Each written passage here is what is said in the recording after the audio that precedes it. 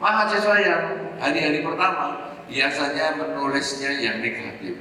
Aku tidak beruntung hari ini, karena ketika aku bangun, aku dimaki sama orang tuaku.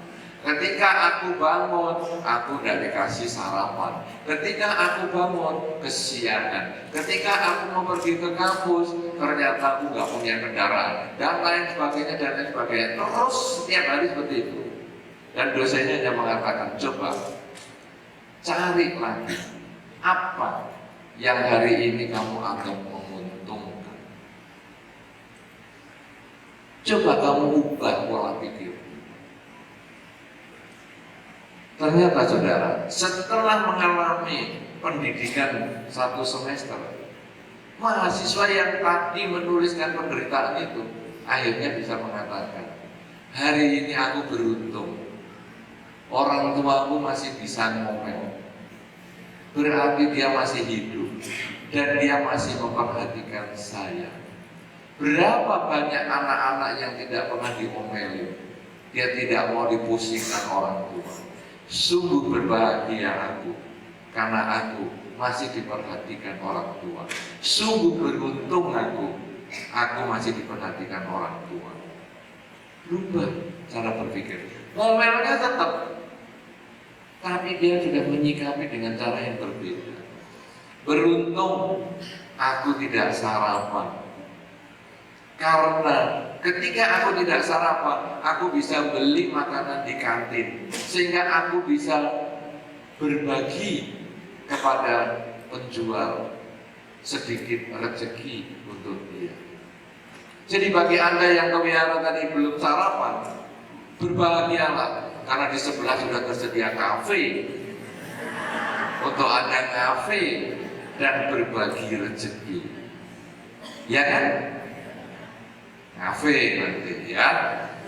Kemudian ada yang mengatakan lagi, menulis tadi, aduh aku gak punya kendaraan ke sekolah. Beruntung aku tidak menggunakan kendaraan ke sekolah, karena dengan demikian aku menjaga bumi kita. Saya ikut menjaga lingkungan di sekitar saya untuk mengurangi polusi.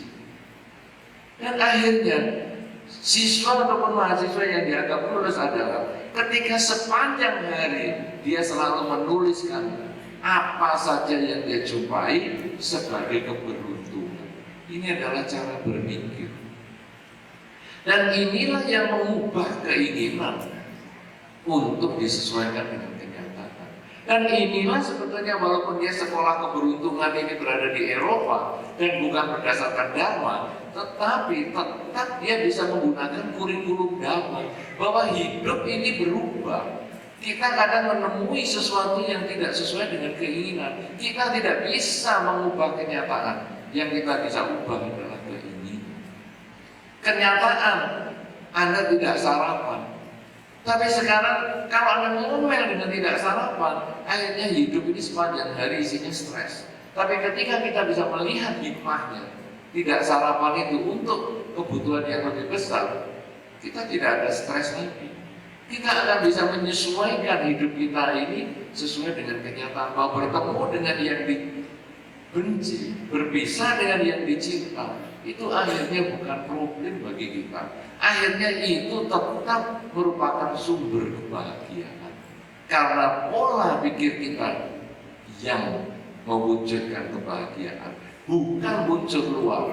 Karena ketika pola pikir kita sudah bisa dikendalikan, maka perpisahan ataupun pertemuan itu sudah bukan masalah lagi bagi kita. Oleh karena itu saudara-saudara, kalau kita sudah memahami prinsip dharma seperti ini, bahwa hidup ini berisi ketidakkekalan dan kita perlu menerima kenyataan ini sebagaimana adanya, maka Buddha Rupang yang demikian besar ini akan bermanfaat untuk mengingatkan kita bahwa hidup tidak kekal. Terima itu sebagai kenyataan. Siapapun juga bisa berpisah dari diri kita. Kita mungkin meninggalkan mereka, atau mereka mungkin meninggalkan kita. Kemudian ketika kita pergi ke Borobudur, kita melihat stupa yang demikian besar, kita pun lalu menyadari inilah hidup yang tidak kekal. bahwa di dunia ini yang menakutkan itu adalah ketidakkekalan. Anda melihat rambut berubah, Anda juga ngeri.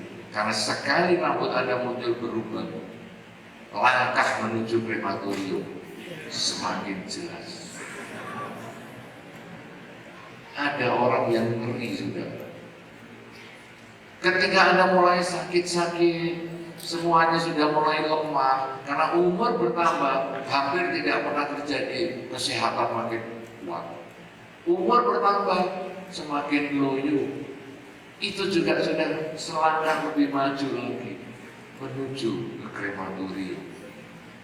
Kalau kita menyadari itu, saudara, kadang-kadang menjadi tua, mengalami sakit, itu bisa menakutkan. Tetapi ketika kita menyadari bahwa hidup itu tidak kekal, bahwa tua itu adalah kenyataan, tua itu adalah kewajaran, sakit itu kenyataan, sakit itu adalah kewajaran, maka kita kemudian muncullah tekad. Kalau tadi dikatakan di Ibu Maria tadi adalah bahwa ketika kita melihat Buddha rupa sebagai Bapak ini Bana, bahwa beliau dulu manusia biasa yang bisa mencapai kesucian, maka saya harus bisa. Saya juga harus mau berjuang. Demikian pula dengan kita. Ketika usia mulai menggerogoti kesehatan kita, maka mumpung kita masih mampu melakukan sesuatu, lakukan yang terbaik. Sehingga ketika pada waktunya kita harus menutup mata untuk selamanya, meninggalkan dunia ini, meninggalkan apa saja yang saya cari di dunia ini, maka saya hanya menemui apa yang saya beri selama di dunia ini. Karena apa yang kita cari akan kita tinggalkan. Namun apa yang kita beri, itulah yang akan kita bawa. Kita di dalam kehidupan ini mencari pasangan hidup, mencari harta, mencari karir. Semua itu pada saatnya akan kita tinggalkan. Tidak ada orang di rumah duka. Di sini rumah dukanya namanya apa? Di sini rumah dukanya namanya apa? Anda sendiri lupa. Ini sudah bangun belum? Sudah bangun? Selamat siang, Pak. Rumah duka sini apa? Yayasan Peti Kemas. Pintu Mas. Pintu Mas. Rumah duka berarti kalau kita memasuki pintu Mas, terbuka rezeki. Saudara-saudara, ketika Anda pergi ke rumah duka, Anda sering mendengar orang menangis, keluarganya menangis, tangisan drakor banget. Tangisan drakor, drama Korea.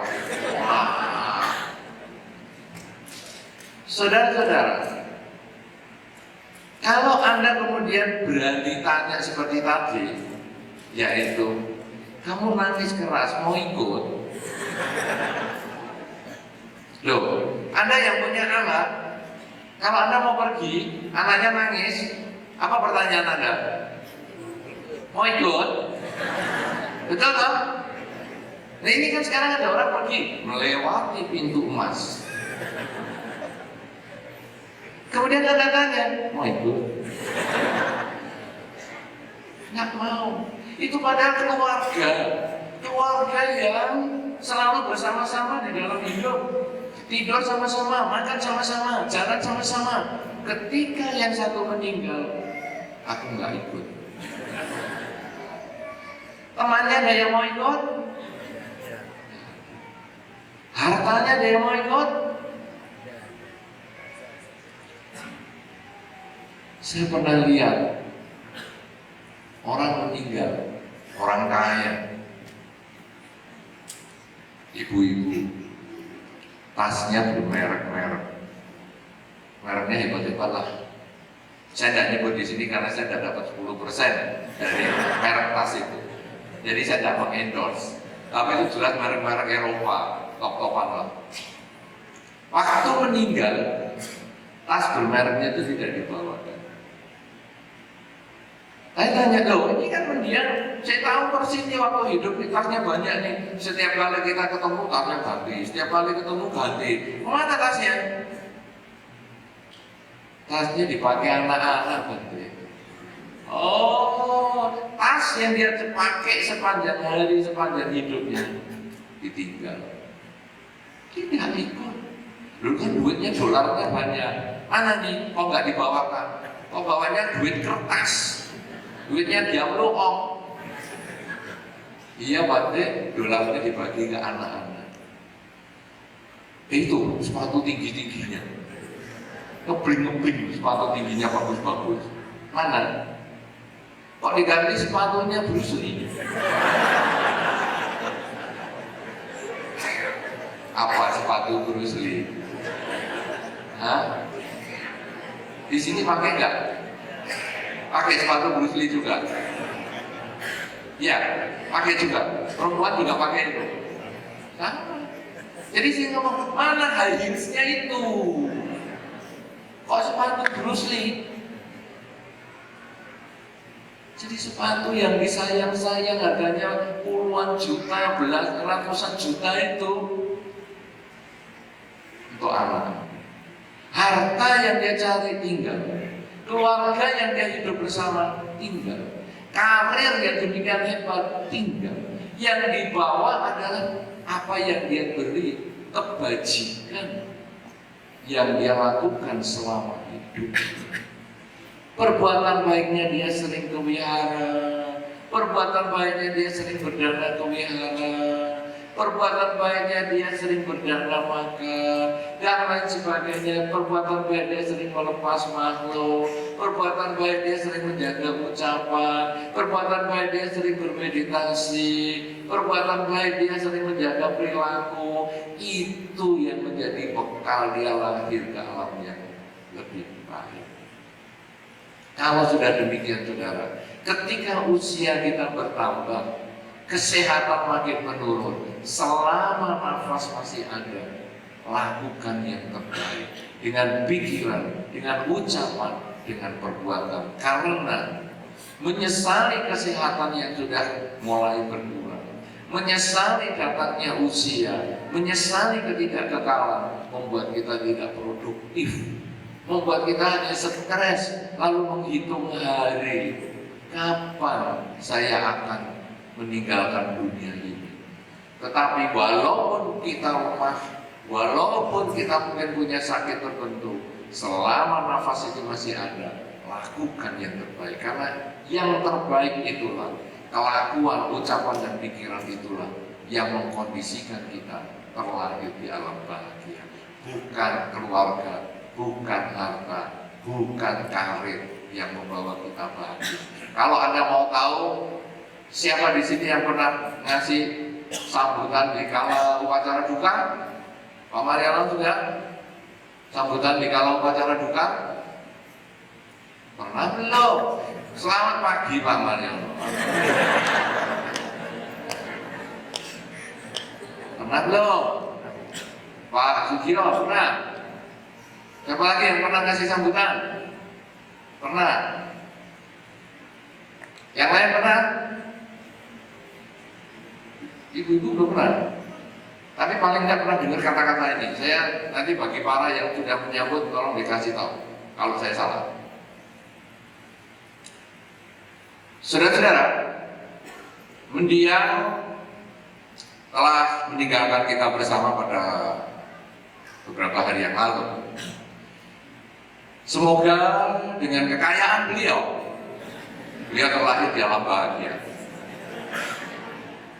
Pernah ada sambutan itu? Atau saudara-saudara, semoga dengan keluarga beliau yang bahagia, anaknya lucu-lucu ini, semoga beliau terlahir di alam bahagia. Pernah? Saudara-saudara, demi kalau kita melihat mendiang jabatannya cukup tinggi, di wihara juga posisinya tinggi sekali, di yayasan juga posisinya bagus. Semoga dengan posisi-posisi yang baik itu mendiang terlahir dalam bahagia. Pernah ceramahnya seperti itu. Apa yang diceramahkan? Semoga dengan kebajikan yang beliau lakukan semasa hidupnya, beliau terlahir di alam bahagia. Jelas di situ mengatakan, apa yang kita cari, kita tinggalkan.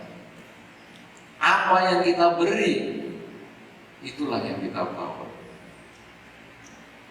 Karena itu saudara-saudara, ketidakkekalan jangan dijadikan musuh. Jadikanlah ketidakkekalan itu sebagai sahabat. Mumpung Anda punya kesempatan, mumpung Anda punya kekuatan, lakukan yang terbaik dengan pikiran, dengan ucapan dan perbuatan.